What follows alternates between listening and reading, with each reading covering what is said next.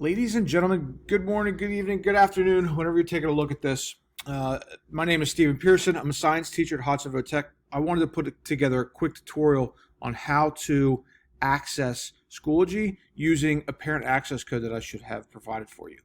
This is going to be specific for your student. It's also going to be specific for my course.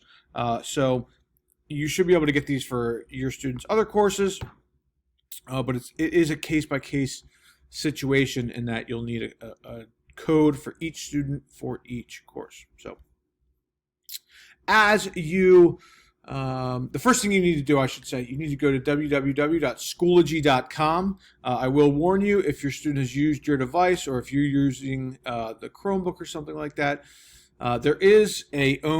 we have our own segment in the state of Delaware of Schoology. That landing page to log in looks like this. You see a picture of one of the lighthouses down at Cape Henlopen. You want to end up at a landing page that looks like this. This is the main Schoology homepage. At the top right, you will have the ability to sign up as an instructor, student, or parent. You want to choose parent. I'm going to enter a code that I've copied from an old course. And then from here, I can enter my name, John Doe, whatever you want to use, whatever email, create a password that's easy to remember, and then you should be able to register. Because I'm not actually a parent, I'm not going to go any further, but I can show you. For some reason, when I log out, it likes to take me here first.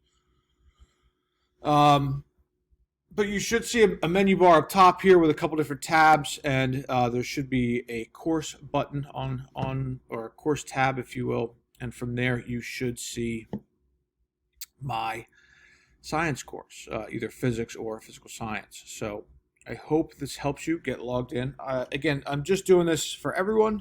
I aim to bring as much transparency as possible as we wrap up this school year. So any questions, shoot me an email. I look forward to hearing from you. Thanks a lot.